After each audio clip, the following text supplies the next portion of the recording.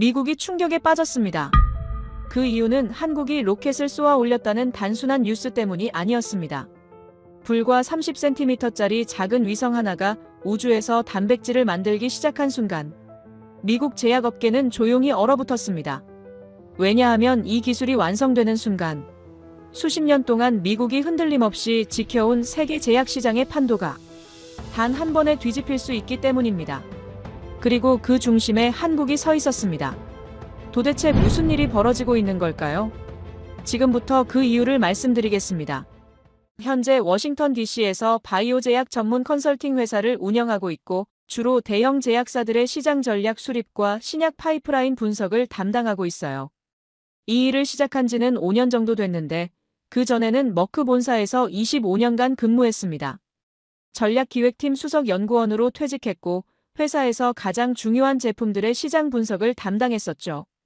오늘 제가 들려드릴 이야기는 솔직히 말하면 제 커리어 전체를 통틀어서 가장 당혹스러웠던 경험에 관한 것입니다. 25년간 제약업계에서 온갖 경쟁과 기술 변화를 지켜봤다고 자부했는데 이번 일은 정말로 예상하지 못했거든요. 저는 당시 머크 본사의 뉴저지 캠퍼스에서 일하고 있었는데 점심시간에 구내식당으로 가는 길에 동료 몇 명과 함께 로비에 설치된 대형 스크린을 잠깐 쳐다봤어요. CNN이 나오고 있었는데 아시아 뉴스를 짧게 다루면서 한국에서 로켓을 발사했다는 소식이 흘러나왔습니다.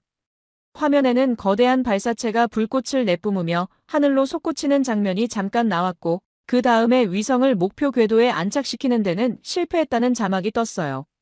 앵커가 한두 문장으로 정리하고 바로 다른 뉴스로 넘어갔습니다. 같이 보던 동료 하나가 피식 웃으면서 말했어요. 한국이 우주사업? 반도체나 열심히 만들지. 로켓은 좀 무리 아니야? 저거 중국이나 일본도 수십 년 걸린 건데. 다른 동료도 거들었습니다. 그러게 스페이스X가 이미 로켓 쏘고 다시 착륙시키는 시대인데. 저 친구들은 이제 겨우 첫 발을 떼는 거잖아. 기술 격차가 반세기는 되지 않나? 저도 솔직히 비슷한 생각을 했어요. 미국이 세 턴 로켓으로 달에 사람을 보낸 게 1969년이고 스페이스X가 재사용 로켓 기술을 상용화한 게 2010년대 중반이니까 한국이 이제야 자력으로 로켓을 쏘기 시작했다면 최소한 50년 이상 뒤처진 거라고 볼 수 있죠. 게다가 첫 발사에서 실패까지 했으니 역시 쉽지 않구나 하는 정도의 감상만 남기고 그냥 넘겼습니다. 관심을 가질 이유가 전혀 없었어요. 저는 제약업계 사람이지 우주산업 전문가가 아니니까요. 그렇게 한국의 로켓 이야기는 제 기억 속에서 완전히 사라졌습니다. 2022년 6월에 또 뉴스가 나왔어요. 한국이 두 번째 발사를 시도했는데 이번에는 성공했다는 내용이었습니다. 위성을 목표 궤도에 정확히 올려놨다고 하더군요. 저는 그 소식을 SNS 피드에서 스쳐 지나가듯 봤는데 반응은 이 정도였어요. 그래, 두 번째에 성공은 했네. 뭐 대단한 건가? 솔직히 우리 업계, 그러니까 미국 제약업계에서는 아무도 이 소식에 관심을 갖지 않았습니다. 한국이 로켓을 쏘든 말든 위성을 올리든 말든 그게 항암제 시장이나 바이오 산업과 무슨 상관이 있겠어요? 전혀 연결고리가 없어 보였으니까요. 2023년에 세 번째 발사도 성공했다는 소식을 어디선가 들은 것 같은데 솔직히 저는 그 뉴스를 봤는지 안 봤는지조차 기억이 안 납니다. 그만큼 무관심했어요. 한국의 우주 프로그램은 제 레이더에 전혀 잡히지 않는 영역이었습니다. 상황이 완전히 달라진 건 2024년 초였습니다. 그해 2월쯤이었을 거예요. 저희 컨설팅 회사에 좀 이상한 의뢰가 하나 들어왔습니다. 미국 내 대형 제약사 중 한 곳의 전략 담당 부사장이 직접 연락을 해왔는데 미팅을 요청하면서 주제를 미리 알려줬어요. 우주 제약 시장 동향을 분석해달라. 처음 이 메일을 받았을 때 저는 농담인 줄 알았습니다. 우주 제약이라니 그게 대체 무슨 소리야? SF 영화 컨셉 자문을 의뢰하는 건가? 하지만 그 부사장이 첨부한 자료들을 보니까 진지한 건이었어요. 그래서 일단 미팅에 응했습니다. 며칠 뒤에 만났는데 그 부사장 표정이 정말 심각하더라고요. 인사를 나누고 자리에 앉자마자 그가 본론으로 들어갔습니다. 브레넌 씨, 머크에서 2017년에 국제우주정거장에서 진행한 실험에 대해 알고 계시죠? 저는 고개를 끄덕였어요. 물론 알고 있었습니다. 제가 머크에 있을 때 연구개발팀에서 진행한 프로젝트였거든요. 키트루다의 주성분인 펜브롤리주맙 단백질을 무중력 환경에서 배양해봤는데 결과가 지상 생산품보다 훨씬 좋았다는 내용이었죠. 그 실험 결과가 꽤 인상적이었던 걸로 기억합니다. 하지만 상업화하기에는 비용이 너무 비쌌죠. 우주정거장 이용료가 천문학적이니까요. 그가 고개를 끄덕이며 말했어요. 맞아요. 그래서 그 프로젝트는 연구 단계에서 멈췄죠. 언젠가 우주 발사 비용이 획기적으로 낮아지면 그때 다시 검토하자는 결론이었고요. 그런데 갑자기 왜 이 주제가 다시 올라온 거죠? 그가 서류 하나를 내밀었습니다. 한국의 어떤 바이오 스타트업에 관한 자료였어요. 그 회사가 초소형 위성, 그러니까 가로 세로 30cm 정도밖에 안 되는 큐브 위성 안에서 단백질 결정을 배양하는 실험을 준비하고 있다는 내용이었습니다. 그것도 키트루다의 주성분과 동일한 종류의 면역 관련 단백질을요. 더 놀라운 건 그 다음이었어요. 그들은 국제우주정거장 같은 거대 시설을 이용하는 게 아니라 자기네 나라에서 만든 로켓으로 그 위성을 직접 쏘아 올릴 계획이라고 했습니다. 저는 자료를 읽다가 피식 웃음이 나왔어요. 한국이요? 로켓 쏘기 시작한 지 이제 겨우 2, 3년 된 나라가 우주제약을요? 30cm짜리 상자 안에서 의약품 원료를 생산하겠다고요? 이건 좀 현실성이 떨어지는 것 같은데요. 그 부사장이 저를 똑바로 쳐다보면서 물었습니다. 브레넌 씨, 키트루다 특허가 언제 만료되는지 알고 계시죠? 2028년이요. 맞아요. 4년 남았어요. 그가 잠시 뜸을 들이더니 말을 이었습니다. 그 4년 안에 누가 먼저 우주 생산 기술을 상용화하느냐가 게임의 판도를 완전히 바꿀 수 있습니다.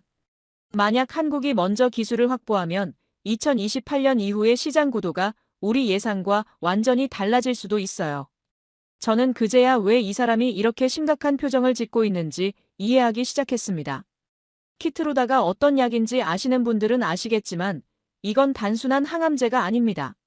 머크라는 회사의 심장이자 생명줄이에요. 2024년 기준으로 키트루다의 연간 매출은 295억 달러입니다. 한화로 환산하면 약 39조 원이에요. 이 금액이 머크 전체 매출의 거의 절반을 차지합니다. 한 회사의 매출 절반이 단 하나의 제품에서 나온다는 거예요. 그뿐만이 아닙니다. 키트루다는 2023년에 오랫동안 글로벌 매출 1위를 지켜오던 휴미라를 제치고 전 세계에서 가장 많이 팔리는 의약품으로 등극했어요. 말 그대로 지구상에서 가장 돈이 되는 약입니다. 그런데 이 약의 특허가 2028년에 풀립니다. 특허가 만료되면 전 세계의 제약사들이 합법적으로 복제약을 만들 수 있게 돼요. 지금은 머크만 키트루다를 생산하고 판매할 수 있지만 2028년 이후에는 인도, 중국, 한국, 유럽 어디서든 똑같은 성분의 약을 만들어서 훨씬 싼 가격에 팔 수 있다는 뜻이죠. 머크 입장에서는 사활이 걸린 문제입니다. 연간 39조 원의 매출을 지켜야 하니까요. 그래서 머크를 포함한 대형 제약사들은 특허 만료 이후에도 시장 지배력을 유지할 방법을 찾고 있었어요. 그중 하나가 바로 우주에서 생산한 키트루다였던 겁니다. 우주에서 만든 단백질 결정은 지상에서 만든 것과 품질 자체가 다릅니다. 입자가 더 균일하고 순도가 높고 치료 효과도 더 좋을 가능성이 있어요. 만약 이 기술을 상용화할 수 있다면 특허가 풀린 뒤에도 우리 제품은 우주에서 만들어서 품질이 다릅니다라고 차별화할 수 있는 거죠. 복제약들이 아무리 쏟아져 나와도 진짜 프리미엄 제품은 우리만 만들 수 있다고요. 그런데 한국이 먼저 그 기술을 확보해버리면 저는 그날 밤 집에 돌아와서 처음으로 한국의 우주 프로그램을 제대로 검색해보기 시작했습니다. 누리호라는 로켓의 스펙, 발사 역사, 성공률, 향후 계획. 한국항공우주연구원의 공식 발표 자료부터 외신 보도, 전문가 분석까지 찾을 수 있는 건 다 찾아봤어요. 그리고 자료를 읽어가면서 저는 점점 불편해지기 시작했습니다. 제가 3년 동안 별것 아니겠지라고 무시했던 그 나라가 생각보다 훨씬 빠른 속도로 움직이고 있었거든요. 저는 그때 깨달았어요. 제가 얼마나 오만했는지. 키트루다 이야기를 제대로 하려면 한 사람의 이야기부터 시작해야 합니다. 지미 카터 미국의 39대 대통령이었고 퇴임 후에는 인권운동과 국제평화활동으로 노벨 평화상까지 수상한 분이죠. 2015년 8월 카터 전 대통령은 충격적인 발표를 했습니다. 자신이 암에 걸렸다고요. 그것도 흑색종, 피부암의 일종인데 이미 간과 뇌에까지 전이된 상태였습니다. 당시 카터 대통령의 나이가 만 90세였어요. 90세 노인에게 전이성 암이라니. 의료계에서는 솔직히 최악의 상황을 예상했습니다. 암이 뇌까지 퍼졌다면 일반적으로 예후가 매우 좋지 않거든요. 젊은 환자도 힘든 상황인데 90세 고령이라면 적극적인 치료 자체가 위험할 수 있습니다.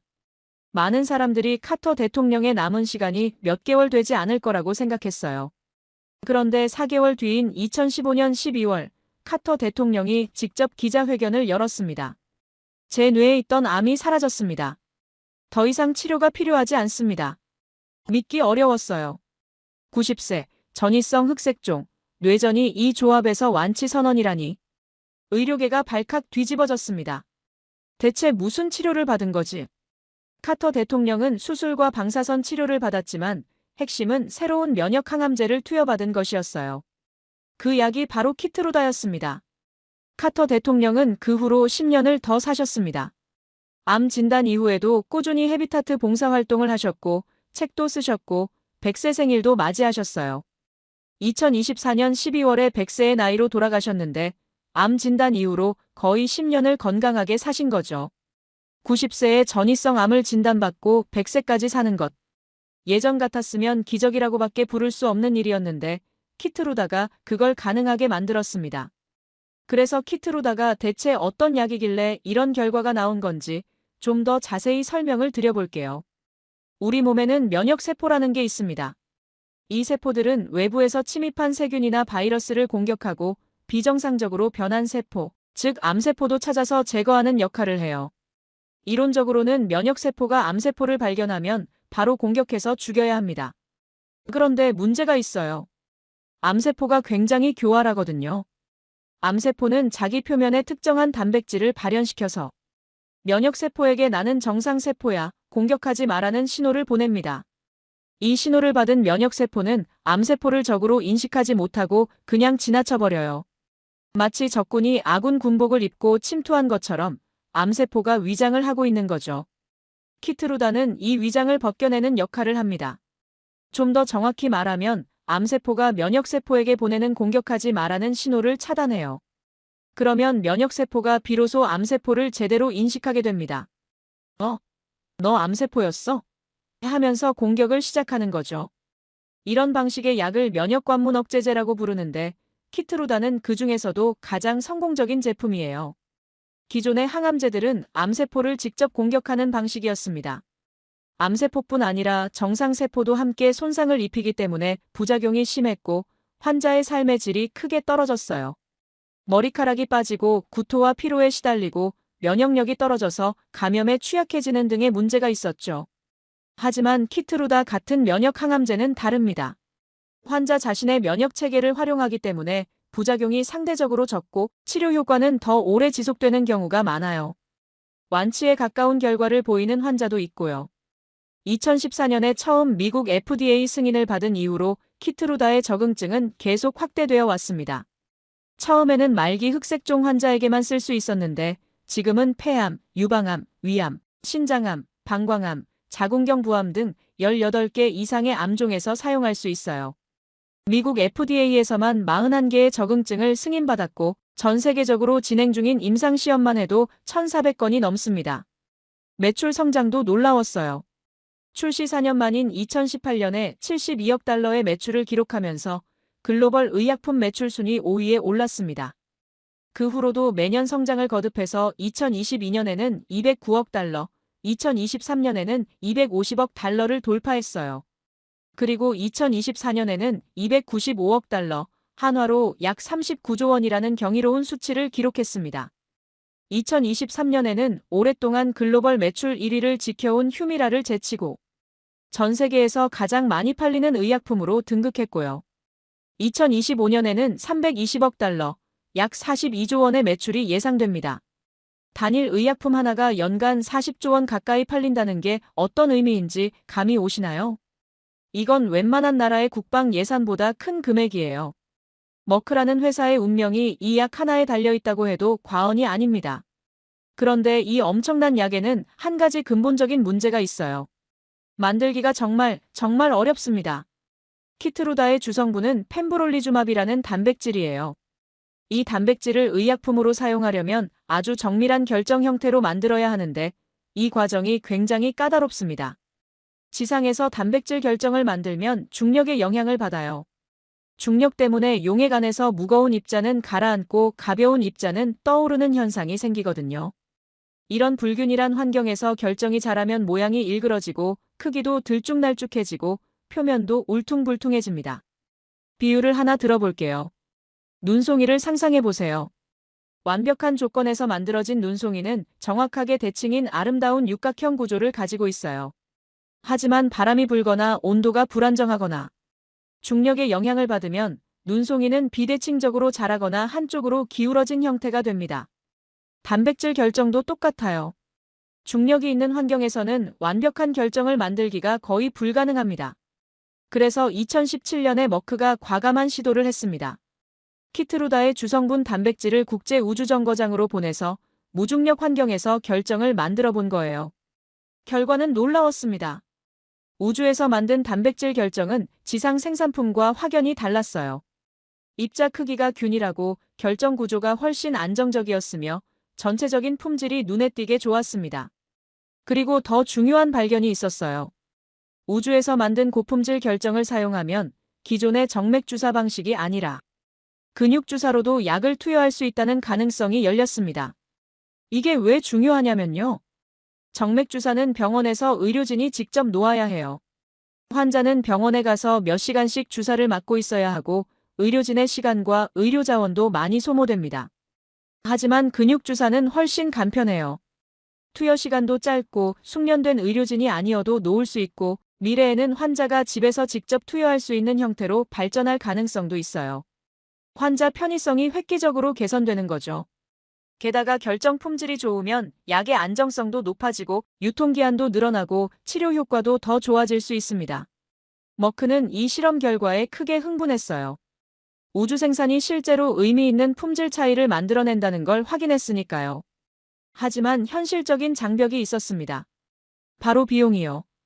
국제우주정거장을 이용하려면 천문학적인 돈이 들어요. 화물 1kg을 우주정거장에 보내는 데만 해도 수만 달러가 들고 우주인의 시간을 빌리는 것도 별도로 비용이 청구됩니다. 실험 장비를 설치하고 운영하고 결과물을 지구로 가져오는 전체 과정을 합치면 상업적으로 도저히 수지가 맞지 않는 수준이었어요. 그래서 머크는 이 프로젝트를 일단 연구 단계에 묶어두기로 결정했습니다. 언젠가 우주 발사 비용이 획기적으로 낮아지면 그때 다시 검토하자는 거였죠. 솔직히 말하면 먼 미래의 일로 잠정 보류한 거예요. 그런데 한국이 완전히 다른 접근법을 들고 나왔습니다. 국제우주정거장 같은 거대한 유인시설을 이용하는 게 아니라 가로세로 30cm밖에 안 되는 초소형 무인 위성 안에서 단백질을 만들겠다는 거예요. 우주정거장은 축구장만 한 크기에 수백억 달러의 건설 비용이 들어간 시설이에요. 거기에 물자를 보내고 우주인이 실험을 수행하고 결과물을 가져오려면 엄청난 자원이 필요합니다. 하지만 큐브 위성은요? 30cm짜리 상자예요. 제작 비용도 상대적으로 저렴하고 로켓 한 번에 여러 개를 동시에 쏘아 올릴 수 있어요. 더 중요한 건 한국은 그 위성을 남의 로켓에 실어보내는 게 아니라 자기네가 직접 만든 로켓으로 쏘겠다고 했다는 점입니다. 자체 발사 능력이 있으니까 원하는 시기에 원하는 위성을 원하는 궤도에 올릴 수 있어요.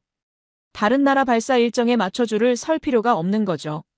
처음 이 계획을 들었을 때 저는 솔직히 비웃었습니다. 30cm 상자 안에서 의약품 원료를 생산한다고? 현미경으로 봐야 보이는 단백질 결정을 우주에서 만들고 그걸 실시간으로 모니터링하고 데이터를 지구로 전송한다고?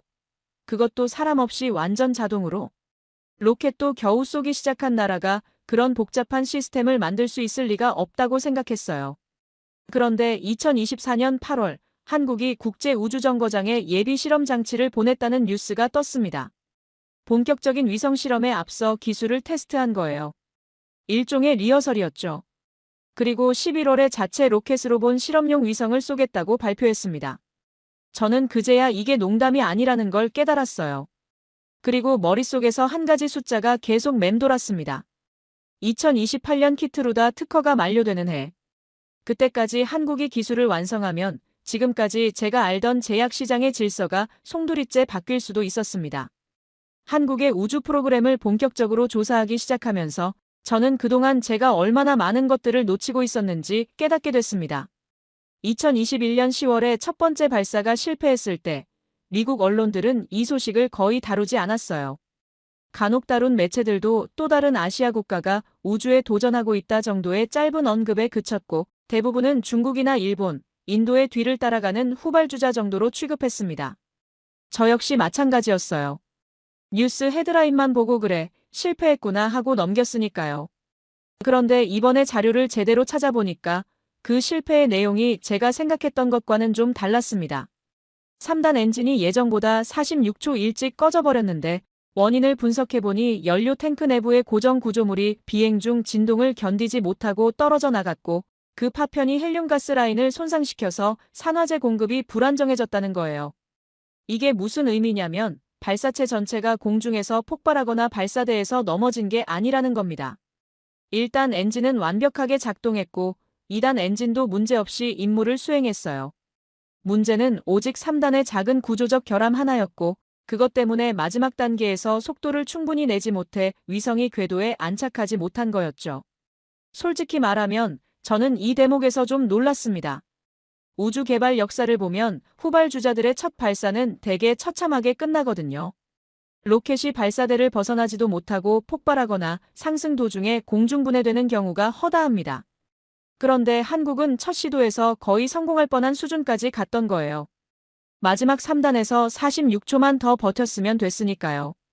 8개월 뒤인 2022년 6월 두 번째 발사가 있었습니다. 이번에는 성공이었어요.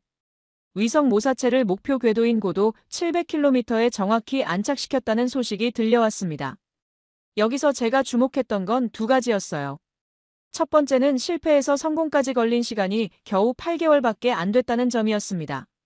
보통 우주 발사체가 실패하면 원인을 분석하고 설계를 수정하고 부품을 다시 제작하고 조립한 다음에 지상 검증을 거치고 그래야 다시 발사할 수 있거든요. 이 과정이 최소 1년에서 2년은 걸리는 게 일반적인데 한국은 8개월 만에 전부 해냈습니다. 두 번째는 같은 실수를 반복하지 않았다는 점이에요.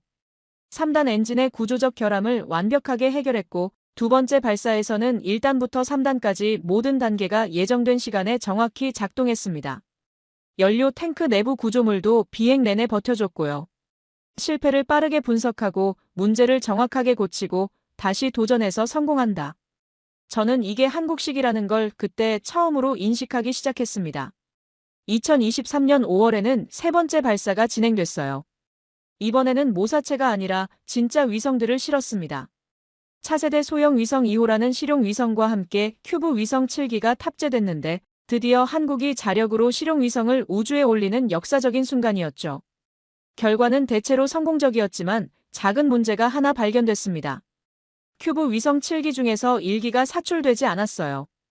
위성 분리 장치에 미세한 문제가 있었던 건지 아니면 위성 자체에 결함이 있었던 건지 정확한 원인은 발표되지 않았지만 어쨌든 모든 위성이 정상적으로 분리되지는 못한 겁니다.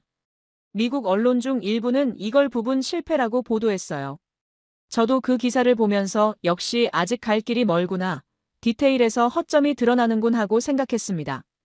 그런데 이번에 자료를 찾아보니까 한국 연구진의 반응이 흥미롭더라고요. 그들은 문제의 근본 원인 중 하나로 모니터링 시스템의 한계를 지목했습니다. 위성 사출 장면을 촬영하는 카메라의 화각이 너무 좁아서 문제가 발생하고 있는데도 실시간으로 확인하지 못했다는 거예요. 나중에 데이터를 분석해서야 1기가 사출되지 않았다는 걸 알게 된 거죠. 그래서 그들이 뭘 했냐면요. 4차 발사를 준비하면서 로켓 상단 내부에 카메라를 2대 더 설치했습니다.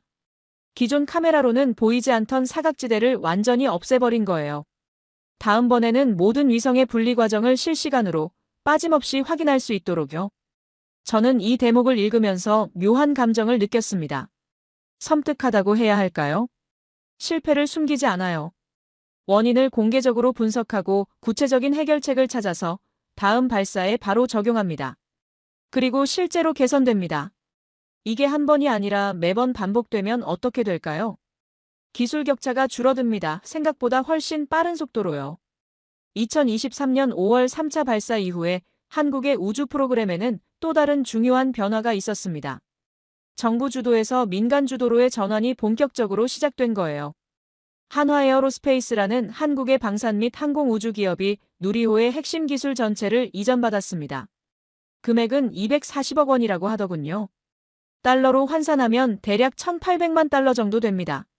솔직히 처음 이 숫자를 봤을 때 농담인 줄 알았어요. 스페이스X가 팰컨 9를 개발하는데 약 4억 4천만 달러를 썼는데 그것도 나사의 기술 지원과 자금 지원을 받아서 그 정도였습니다. 나사가 동급의 로켓을 자체적으로 개발했다면 최소 40억 달러는 들었을 거라는 분석도 있어요. 한국은 누리호 개발에 총 약 2조 원, 달러로 치면 대략 15억 달러 정도를 투자했고 그렇게 확보한 기술 전체를 민간 기업에 1,800만 달러에 넘긴 겁니다. 기술 이전의 의미는 단순하지 않아요. 이제 한화에어로스페이스가 누리호를 직접 제작하고 직접 발사할 수 있다는 뜻입니다. 정부 예산에 의존하는 게 아니라 기업의 투자와 판단으로 우주 사업을 운영할 수 있게 된 거죠. 그리고 민간 기업이 우주 발사 사업에서 수익을 내려면 뭘 해야 할까요? 발사 서비스를 팔아야 합니다.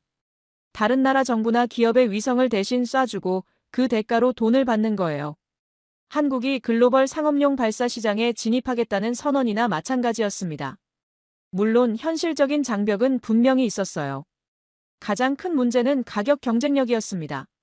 누리호의 발사 비용은 화물 1kg당 약 3,200만 원 수준이에요. 반면에 스페이스X의 팰컨 9은 같은 기준으로 약 300만 원밖에 안 됩니다.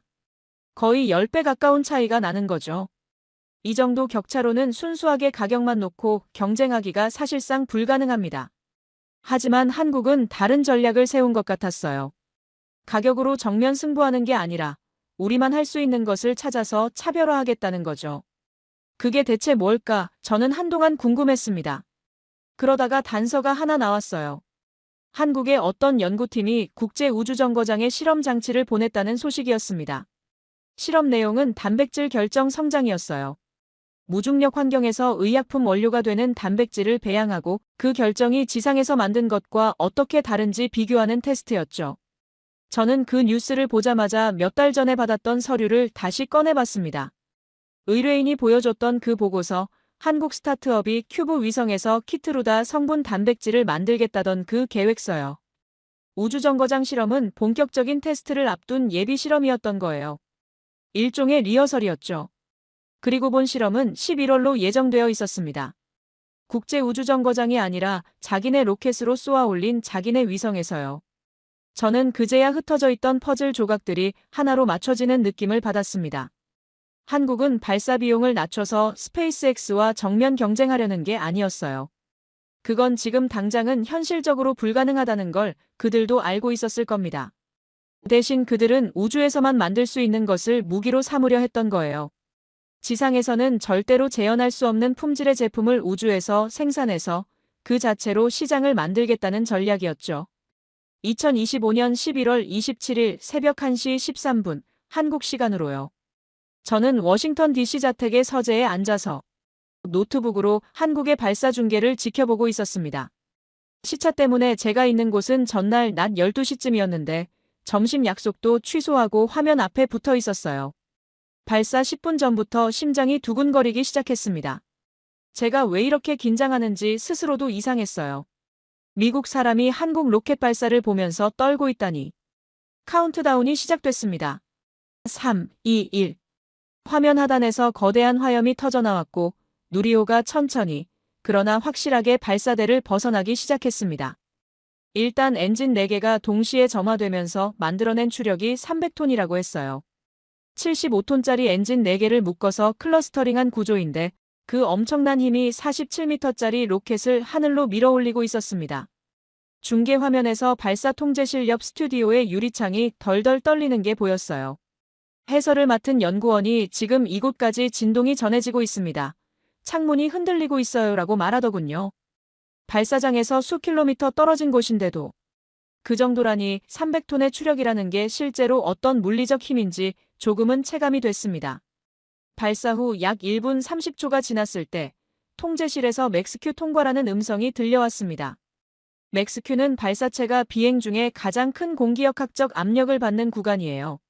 로켓의 속도가 빠르게 증가하는 동시에 대기 밀도가 아직 높은 고도에서 두 힘이 맞물리면서 기체의 최대 부하가 걸리는 순간이죠. 역사적으로 많은 로켓들이 이 구간에서 구조적 스트레스를 이기지 못하고 실패했습니다. 누리호는 무사히 통과했어요.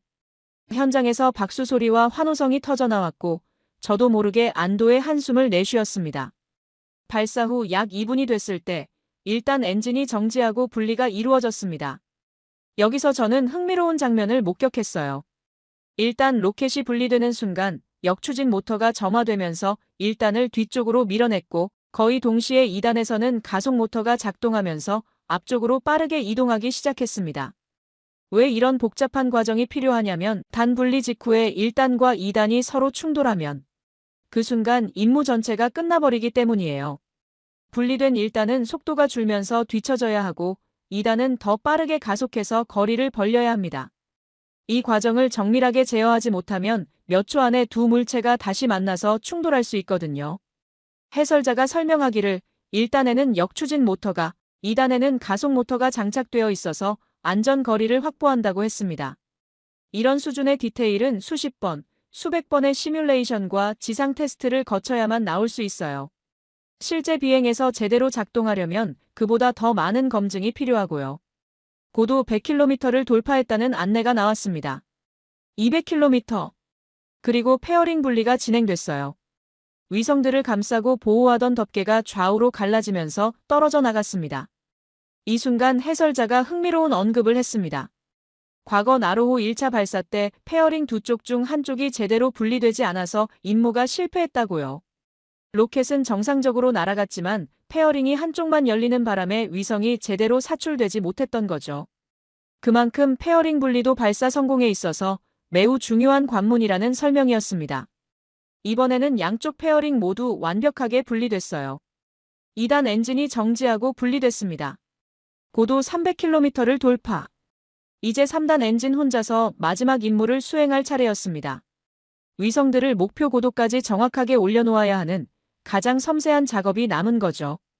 발사 후 약 13분이 지났을 때 목표 고도 600km 도달이 확인됐습니다. 속도는 초속 7.64km. 시속으로 환산하면 27,000km가 넘는 어마어마한 속도예요. 해설자가 비유를 들어줬는데 한국에서 가장 빠른 고속열차 KTX보다 90배 빠른 속도라고 했습니다. 이론적으로 서울에서 부산까지 1분도 안 걸려서 도착할 수 있는 속도라고요. 궤도 투입 확인. 통제실에서 나온 이 한마디에 현장 분위기가 확 달아올랐습니다. 그리고 위성 분리가 시작됐어요. 가장 먼저 주탑재 위성인 차세대 중형 위성 3호가 분리됐습니다. 이 위성은 지상 관측 임무를 수행할 예정이라고 했어요. 그 다음 큐브 위성들이 하나씩 정확히 20초 간격으로 우주 공간을 향해 사출되기 시작했습니다. 3차 발사 때 큐브 위성 1기가 사출되지 않았던 기억이 떠올랐거든요. 이번에도 혹시 같은 문제가 발생하면 어떡하나 싶었어요. 4번, 5번, 6번. 계속 분리되고 있었습니다. 마지막 위성 분리 확인. 13기 전부가 성공적으로 사출됐습니다.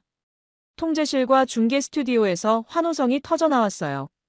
연구원들이 서로 얼싸안고 박수를 치는 장면, 눈시울을 붉히는 사람들의 모습이 화면에 잡혔습니다. 발사 전까지 얼마나 긴장했을지 그 압박감이 풀리는 순간의 감격이 화면을 통해서도 느껴졌어요. 그런데 저를 진짜로 놀라게 한 건 그 직후에 나온 영상이었습니다. 화면에 우주에서 전송된 실시간 영상이 떴거든요. 누리호가 보내온 우주 셀카라고 해설자가 표현했는데 정말 그랬어요. 로켓에 장착된 카메라가 촬영한 영상이 거의 실시간으로 지상에 전송되고 있었습니다. 칠흑 같은 우주 공간을 배경으로 위성이 천천히 떨어져 나가는 장면이 보였어요. 큐브 위성들이 두 대씩 짝을 지어 분리되면서 점점 멀어지는 모습, 그리고 그 위성들이 검은 우주 속으로 사라지는 순간까지 또렷하게 담겨 있었습니다. 지상에서 이걸 실시간으로 확인했다는 게 중요해요. 기억나시죠? 3차 발사 때 큐브 위성 1기가 사출되지 않았는데 카메라 화각이 좁아서 그걸 현장에서 바로 확인하지 못했다고 했잖아요. 그래서 4차 발사를 준비하면서 로켓 상단 내부에 카메라를 2대 더 설치했다고요.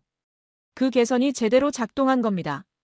이번에는 13기 위성 전부의 사출 장면이 실시간으로 또렷하게 확인됐어요. 사각지대가 완전히 사라진 거죠. 실패에서 배우고 문제점을 정확히 파악하고 해결책을 적용해서 다음번에는 반드시 성공한다. 한국식이 또 한 번 작동하는 걸 목격했습니다. 하지만 저를 정말로 긴장시킨 건 위성 분리 성공 그 자체가 아니었어요. 분리된 12기의 큐브 위성 중 하나. 가로, 세로, 높이가 각각 30cm 정도밖에 안 되는 작은 상자 모양의 위성. 그 안에 단백질 결정 생성 장치가 들어있었습니다.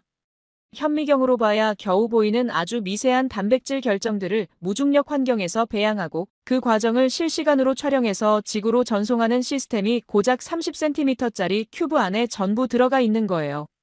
전력 공급 장치, 온도 조절 시스템, 카메라, 통신 모듈, 그리고 단백질 배양에 필요한 모든 장비가 완전 자동화된 상태로요. 우주정거장처럼 거대한 시설에서 우주인이 직접 조작하는 게 아니라 손바닥만 한 위성이 혼자서 알아서 실험을 수행하고 결과를 보내주는 겁니다. 저는 중계를 보면서 곧바로 전화기를 들었어요. 예전 머크에서 같이 일했던 동료한테 연락해야 했거든요. 지금 한국 발사 중계 봤어?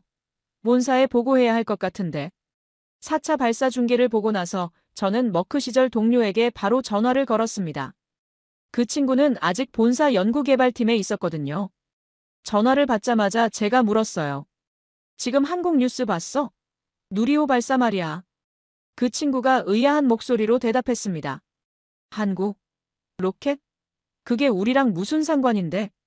저도 몇 달 전까지는 똑같은 반응이었을 거예요. 하지만 이제는 달랐습니다. 그 로켓에 실린 위성 중 하나가 단백질 결정 생산 실험을 하고 있어. 키트루다 주성분이랑 같은 종류의 단백질이야. 전화기 너머로 잠시 침묵이 흘렀습니다. 그리고 그 친구가 말했어요. 잠깐, 그게 사실이야?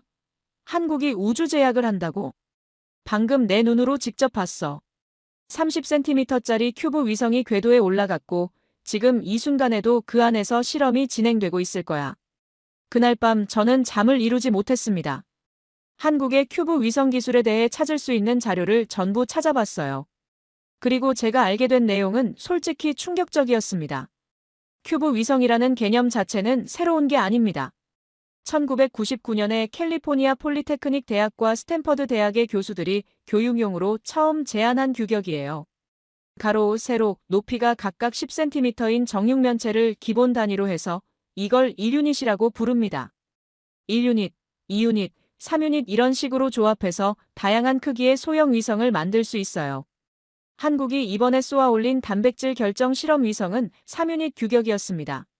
가로 세로 10cm의 높이가 30cm 정도 되는 직육면체 모양이죠. 대략 큰 신발 상자만 한 크기라고 생각하시면 됩니다. 이 작은 상자 안에 뭐가 들어있는지 아세요? 우선 단백질 결정을 배양하는 장치가 있어요.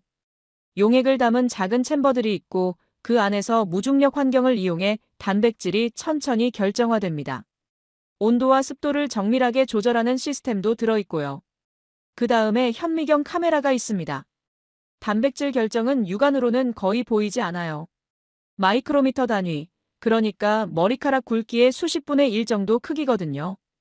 이걸 촬영하려면 고배율 현미경이 필요한데 그게 30cm 상자 안에 들어가 있는 겁니다.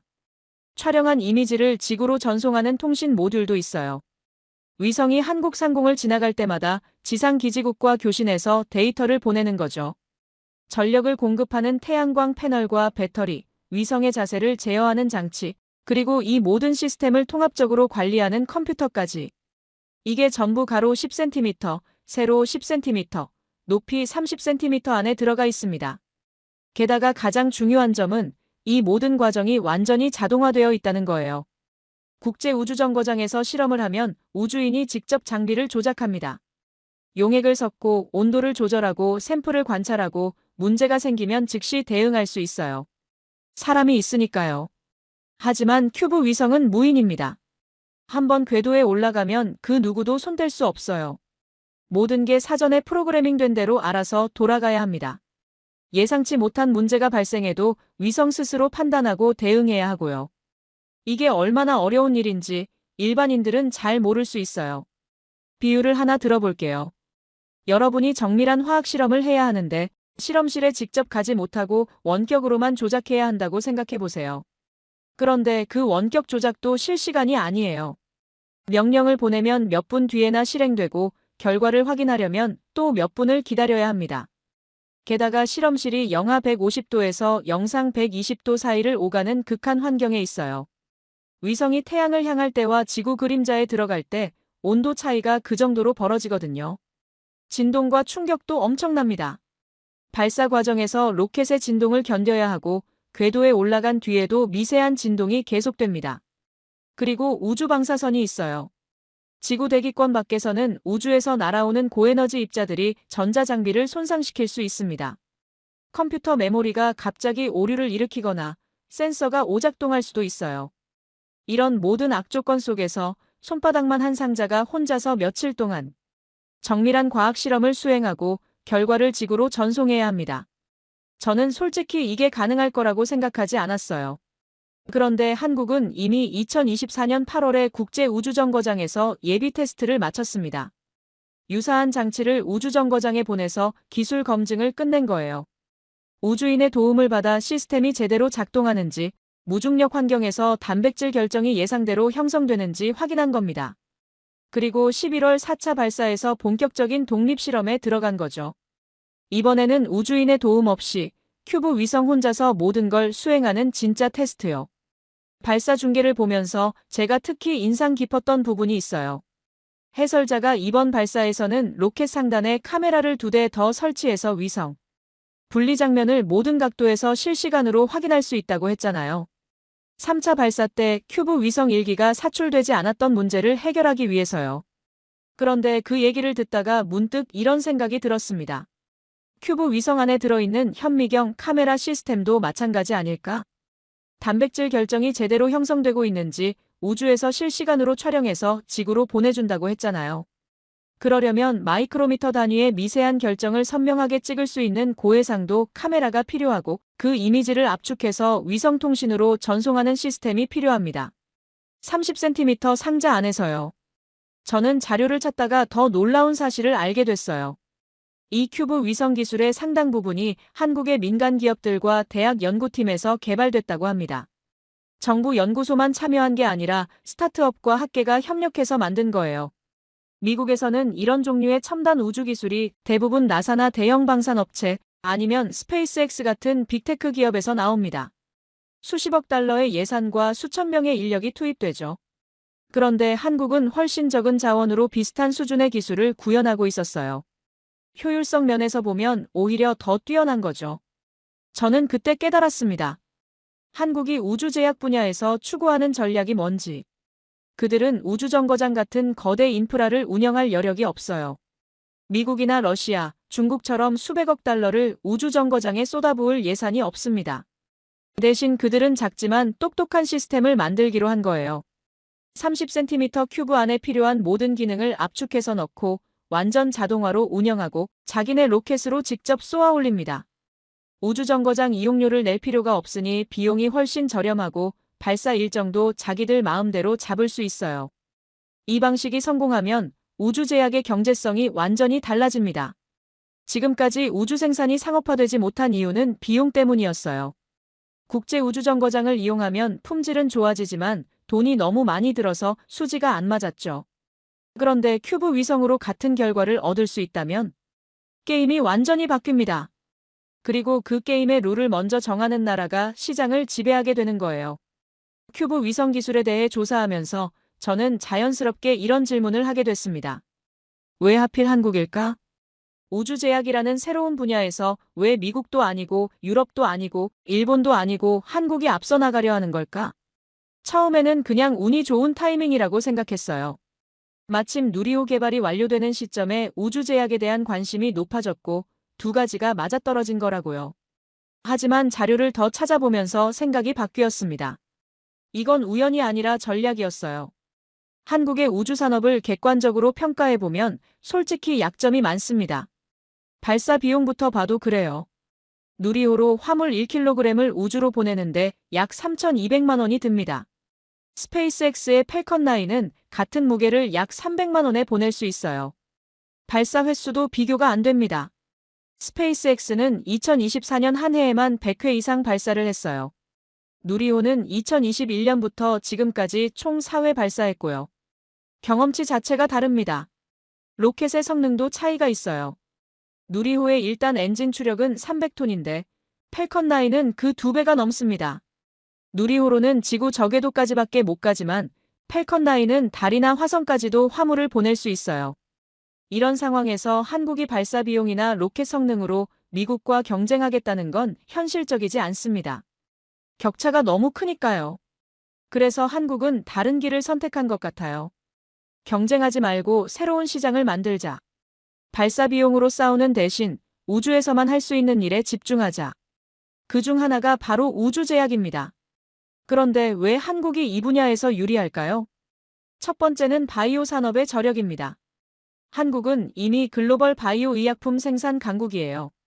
삼성바이오로직스, 셀트리온 같은 회사들이 세계 시장에서 상위권을 차지하고 있습니다. 바이오 의약품 위탁 생산 분야에서 한국은 세계 1위 수준의 점유율을 가지고 있어요. 이게 무슨 의미냐면 단백질 의약품을 대량으로 고품질로 생산하는 기술과 인프라가 이미 갖춰져 있다는 거예요. 우주에서 단백질 결정을 만드는 실험이 성공하면 그 결과물을 상업화하기 위한 후속 작업을 한국 내에서 바로 진행할 수 있습니다. 미국 제약사가 우주 제약을 하려면 자기들이 직접 생산시설을 짓거나 한국 같은 나라에 위탁해야 해요. 하지만 한국은 연구개발부터 생산까지 전부 국내에서 할 수 있는 겁니다. 두 번째는 반도체와 전자기술입니다. 큐브 위성의 핵심은 소형화와 집적화예요. 제한된 공간 안에 얼마나 많은 기능을 얼마나 효율적으로 집어넣느냐가 성패를 가릅니다. 한국은 반도체 강국이잖아요. 삼성전자와 SK하이닉스가 메모리 반도체 세계 시장의 상당 부분을 차지하고 있고 소형 전자부품을 정밀하게 만드는 기술은 세계 최고 수준입니다. 이런 기술력이 큐브 위성 개발에 그대로 적용될 수 있어요. 30cm 상자 안에 복잡한 시스템을 집어넣는 게 스마트폰 안에 수십억 개의 트랜지스터를 집어넣는 것과 본질적으로 비슷한 도전이거든요. 세 번째는 타이밍입니다. 키트루다 특허가 2028년에 만료됩니다. 지금이 2025년 말이니까 2년 조금 넘게 남은 거예요. 이 시간 안에 우주 생산 기술을 검증하고 초기 상용화 단계까지 진입할 수 있다면 2028년에 키트루다 복제약 시장이 열릴 때 한국 기업이 우주에서 생산한 고품질 바이오시밀러를 들고 나타날 수 있는 겁니다. 일반 복제약들이 가격 경쟁을 벌이는 동안 한국산 제품은 품질이 다르다며 프리미엄 시장을 공략할 수 있어요. 지상에서는 절대로 만들 수 없는 품질의 약이니까요. 네 번째는 발사 자립입니다. 아까 말씀드렸듯이 한국은 누리호라는 자체 발사체를 보유하고 있어요. 다른 나라 로켓에 돈 내고 위성을 실어보낼 필요가 없습니다. 이게 왜 중요하냐면 우주제약은 시간이 생명이거든요.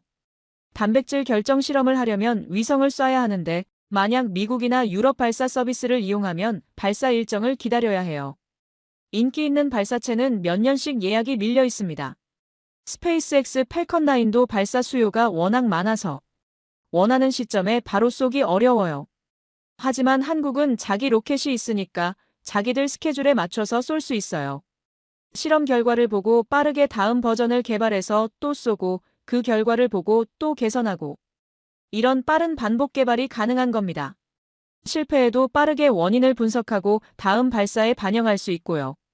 3차 발사에서 위성 1기가 사출 안 됐을 때 카메라 2대를 추가해서 4차에 바로 적용한 것처럼요. 이 네 가지 요소, 바이오 산업 저력, 반도체 기술, 특허 만료 타이밍, 발사 자립이 맞물리면서 한국에게 기회가 생긴 겁니다.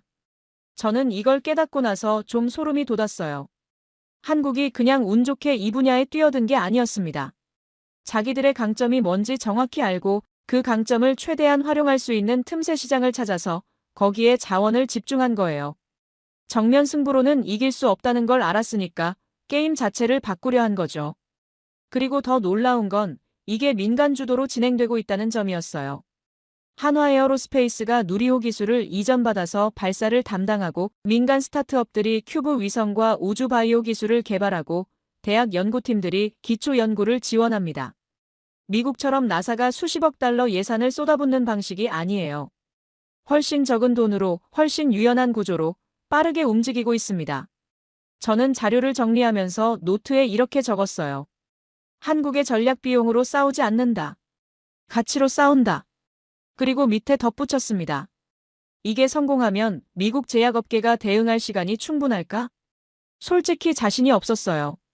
그래서 저는 본격적으로 숫자를 파기 시작했습니다. 이게 정말로 상업적으로 의미가 있는 건지 아니면 그냥 기술 시연에 그칠 건지 판단하려면 구체적인 경제성 분석이 필요했거든요. 그 계산의 결과는 저를 더욱 불안하게 만들었습니다. 저는 컨설턴트로서 어떤 기술이나 사업의 가능성을 평가할 때 항상 숫자부터 봅니다. 아무리 멋진 비전이 있어도 경제성이 없으면 결국 실현되지 못하거든요. 그래서 한국의 우주제약 전략이 정말로 현실성이 있는 건지 판단하기 위해 저는 관련된 모든 숫자들을 모아서 직접 계산해 보기로 했습니다. 먼저 키트루다 시장부터 정리해봤어요. 2024년 기준 키트루다의 연간 글로벌 매출은 295억 달러입니다. 한화로 환산하면 약 39조 원이에요.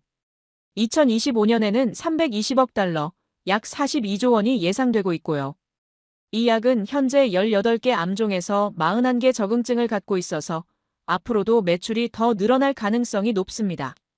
2028년 특허 만료 직전까지 연간 350억 달러, 약 46조 원까지도 갈 수 있다는 전망이 있어요. 그런데 2028년에 특허가 풀리면 어떻게 될까요? 바이오시밀러, 그러니까 복제 바이오 의약품들이 쏟아져 나올 겁니다. 비슷한 사례로 휴미라를 보면 2023년에 바이오시밀러가 출시된 이후로 매출이 매년 30% 이상씩 떨어지고 있어요. 2022년에 212억 달러였던 휴미라 매출이 2024년에는 92억 달러 수준으로 추락했습니다. 키트루다도 비슷한 운명을 맞을 수 있어요. 특허가 풀리면 인도, 중국, 한국의 바이오 기업들이 저렴한 복제약을 들고 나올 거고 가격 경쟁이 시작되면 머크의 점유율이 급격히 떨어질 겁니다. 하지만 만약에요. 머크가 우주에서 생산한 프리미엄 키트루다를 내놓을 수 있다면 복제약들이 가격으로 경쟁하는 사이에 머크는 우리 제품은 다릅니다. 우주에서 만들어서 품질이 더 좋습니다. 라고 차별화할 수 있어요.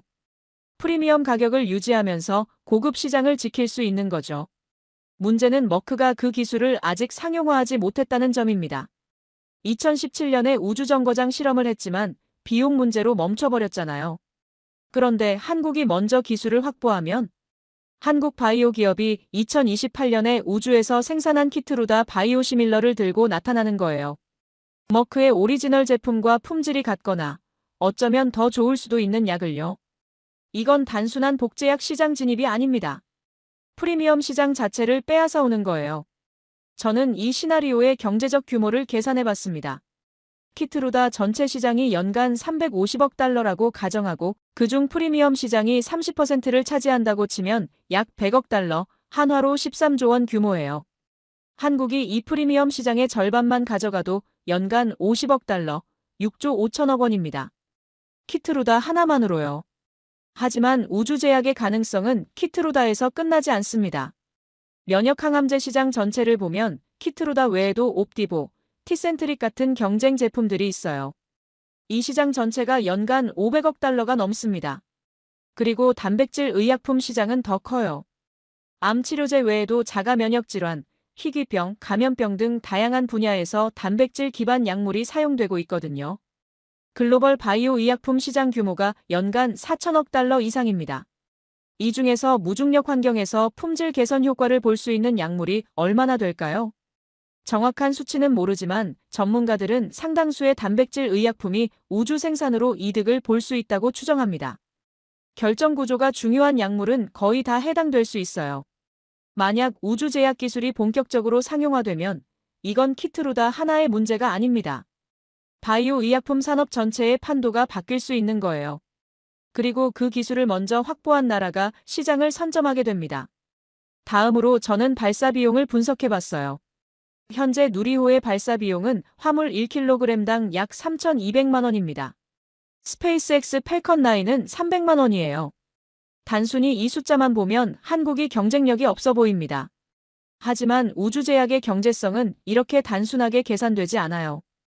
왜냐하면 단백질 결정은 무게가 거의 안 나가거든요. 큐브 위성 하나에 들어가는 단백질 샘플의 양은 몇 그램 수준입니다. 발사 비용에서 단백질 자체가 차지하는 비중은 미미해요. 중요한 건 위성 전체의 제작 비용과 발사 비용, 그리고 회수 비용입니다. 현재 한국의 큐브 위성은 회수 기능이 없어요. 궤도에서 실험하고 데이터만 전송하는 방식이죠. 실제로 단백질 결정을 지구로 가져오려면 재진입 기술이 필요한데 이건 아직 개발 중입니다. 하지만 한국 연구진이 밝힌 바에 따르면 다음 목표가 바로 위성 회수 기술이에요.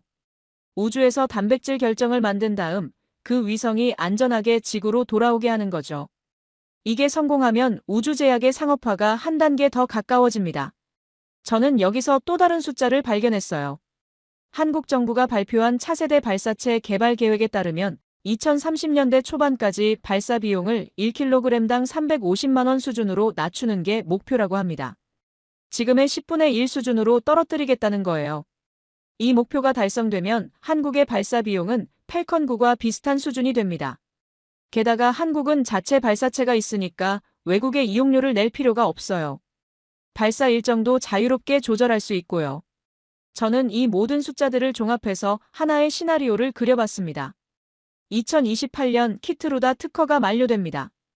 인도와 중국의 바이오 기업들이 저가 복제약을 쏟아내기 시작해요. 가격 경쟁이 치열해지면서 키트루다 시장이 빠르게 잠식됩니다. 하지만 같은 시점에 한국이 우주 생산 바이오시밀러를 들고 등장합니다. 품질이 다릅니다. 무중력 환경에서 배양한 단백질 결정이라 입자가 균일하고 순도가 높아요. 정맥주사 대신 근육주사로 투여할 수 있어서 환자 편의성도 좋습니다. 머크는 갑자기 양쪽에서 협공을 당해요. 아래에서는 저가 복제약들이 가격으로 치고 올라오고 위에서는 한국산 프리미엄 제품이 고급 시장을 빼앗아가는 겁니다. 프리미엄 전략으로 도망갈 곳이 없어요. 한국이 그 자리를 이미 차지했으니까요. 저는 이 시나리오를 정리한 보고서를 작성해서 의뢰인에게 보냈습니다. 다음 날 그 부사장에게서 전화가 왔어요. 브레넌 씨, 이거 확실한 겁니까? 저는 대답했습니다. 확실하냐고 물으시면 아직 많은 기술적 도전이 남아있긴 합니다. 위성 회수 기술도 검증되지 않았고 대량 생산 체계도 갖춰지지 않았어요.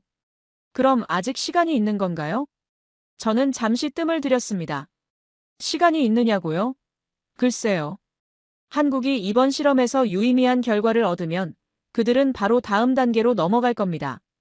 2025년에 5차 발사, 2026년에 6차 발사가 예정되어 있어요. 매년 위성을 쏘면서 기술을 개선해 나갈 수 있다는 뜻입니다. 그리고 2028년이면 3년 남았죠. 그 안에 한국이 기술을 완성하면 게임은 끝입니다. 전화기 너머로 긴 한숨 소리가 들렸습니다. 저는 최근 몇 달간 한국의 우주제약 전략을 분석하면서 많은 생각을 했습니다. 처음에는 단순한 호기심이었어요. 한국이 정말 이걸 해낼 수 있을까? 하지만 시간이 지나면서 그 호기심은 점점 불안으로 바뀌었습니다. 제가 불안해하는 이유를 말씀드릴게요. 저는 머크에서 25년간 일하면서 수많은 경쟁자들을 봐왔습니다. 유럽 제약사들, 일본 기업들, 인도의 제네릭 회사들. 그들 대부분은 예측 가능한 방식으로 움직였어요. 기존 규칙 안에서 경쟁했죠. 더 싼 가격, 더 좋은 마케팅, 더 넓은 유통망. 그런 식이었습니다. 하지만 한국이 하고 있는 건 다릅니다. 그들은 기존 규칙으로 경쟁하려는 게 아니에요. 규칙 자체를 바꾸려 하고 있습니다. 발사 비용으로 스페이스X를 이기려 하지 않아요. 그건 불가능하다는 걸 그들도 알고 있죠. 대신 우주에서만 만들 수 있는 가치를 창출해서 비용 경쟁 자체를 무의미하게 만들려 합니다. 복제약 시장에서 인도나 중국과 가격 경쟁을 하려 하지 않아요. 대신 지상에서는 절대로 도달할 수 없는 품질의 제품을 만들어서 완전히 다른 차원에서 승부하려 합니다. 이게 얼마나 무서운 전략인지 아세요? 가격 경쟁은 결국 제로섬 게임이에요. 누군가 이기면 누군가는 져야 합니다. 하지만 새로운 시장을 만들면 그런 경쟁 자체가 필요 없어져요. 거기서는 자기가 룰을 정하는 사람이니까요. 한국이 우주제약 시장의 룰을 먼저 정하면 나중에 미국이나 유럽이 뛰어들어도 후발주자가 되는 겁니다. 기술도 경험도 데이터도 한국이 더 많이 쌓아놓은 상태에서 경쟁해야 해요. 11월 27일 발사 이후로 한국 연구팀의 후속 발표를 계속 추적하고 있습니다. 아직 구체적인 실험 결과는 공개되지 않았어요. 위성이 궤도에서 단백질 결정 배양 실험을 진행하고 있고 데이터가 지구로 전송되고 있다는 정도만 알려졌습니다. 결과가 어떻게 나올지는 모릅니다. 실험이 실패할 수도 있어요. 무중력 환경에서 예상치 못한 문제가 발생했을 수도 있고 위성 시스템에 오류가 생겼을 수도 있습니다. 하지만 설령 이번 실험이 실패하더라도 한국은 멈추지 않을 겁니다. 그게 제가 지난 몇 달간 배운 교훈이에요. 2021년 첫 발사가 실패했을 때 그들은 8개월 만에 문제를 해결하고 다시 쐈습니다. 3차 발사에서 위성 1기가 사출되지 않았을 때 그들은 카메라를 2대 더 달아서 4차 발사에서 완벽하게 성공했어요. 실패를 숨기지 않고 원인을 분석하고 빠르게 개선해서 다음에는 반드시 성공합니다. 이게 한국식이에요. 그리고 이 방식은 우주제약 개발에서도 똑같이 적용될 겁니다. 이번 실험에서 문제가 발견되면 그들은 그 문제를 해결하고 2025년 5차 발사 때 다시 시도할 거예요. 거기서 또 문제가 생기면 2026년 6차 발사에서 또 개선할 겁니다. 매년 한 번씩 꾸준히 집요하게. 저는 이 집요함이 무섭습니다. 미국 기업들은 보통 큰 프로젝트가 한두 번 실패하면 포기하거나 방향을 틀어요. 투자자들의 압박 때문이죠. 분기 실적이 안 좋으면 바로 구조조정이 들어가고 장기 프로젝트는 가장 먼저 칼질을 당합니다. 하지만 한국의 접근법은 다른 것 같아요. 국가 차원의 전략으로 접근하면서 민간의 효율성을 결합하고 있습니다. 정부가 기초기술을 개발하고 민간 기업에 이전해서 상업화를 추진하는 구조예요. 단기 수익에 쫓기지 않고 긴 호흡으로 갈 수 있는 거죠. 저는 보고서를 마무리하면서 의뢰인에게 몇 가지 제안을 했습니다. 첫째, 한국의 우주제약 개발을 지속적으로 모니터링할 것. 둘째, 자체적인 우주제약 연구개발을 재개하거나 가속화할 것. 셋째, 필요하다면 한국 기업들과의 파트너십을 검토할 것. 이 세 번째 제안을 적으면서 저는 좀 씁쓸했어요. 미국 제약업계의 컨설턴트로서 한국 기업과 손잡으라고 조언하다니. 몇 년 전만 해도 상상도 못했던 일입니다. 그때는 한국을 위탁 생산 기지 정도로만 봤으니까요. 기술의 원천은 미국이고 한국은 그걸 대신 만들어주는 역할. 그런데 지금은 달라지고 있어요. 우주제약이라는 새로운 분야에서 한국이 앞서 나가고 있습니다. 기술의 원천이 되려 하고 있어요. 저는 가끔 이런 상상을 합니다. 2030년 어떤 암 환자가 병원에서 주사를 맞고 있어요. 의사가 설명합니다. 이 약은 우주에서 만들어졌습니다. 무중력 환경에서 배양한 단백질이라 품질이 훨씬 좋아요. 환자가 묻습니다. 어느 나라에서 만든 건가요? 의사가 대답합니다. 한국이요. 그게 현실이 될 수도 있어요. 이미 그 방향으로 가고 있고요. 한국의 누리호가 4차 발사에 성공하면서 13기의 위성을 우주로 올려보냈습니다. 그중 하나에는 30cm 큐브 안에서 항암제 단백질을 만드는 실험 장치가 들어있었어요. 저는 그날 발사 중계를 보면서 처음으로 이런 생각을 했습니다. 게임이 바뀌고 있구나. 그리고 우리 미국이 룰을 정하는 쪽이 아닐 수도 있겠구나. 제가 처음 한국 로켓 뉴스를 봤을 때 했던 말이 기억납니다. 한국이 우주, 반도체나 잘 만들지. 3년 만에 그 오만함이 얼마나 어리석었는지 깨닫게 됐어요. 지금 이 순간에도 고도 600km 궤도에서 한국의 작은 위성이 돌고 있습니다. 그 안에서 현미경으로나 볼 수 있는 단백질 결정들이 무중력 속에서 자라나고 있고요. 그 결정 하나하나가 만들어낼 미래가 어떤 모습일지 저는 아직 모릅니다.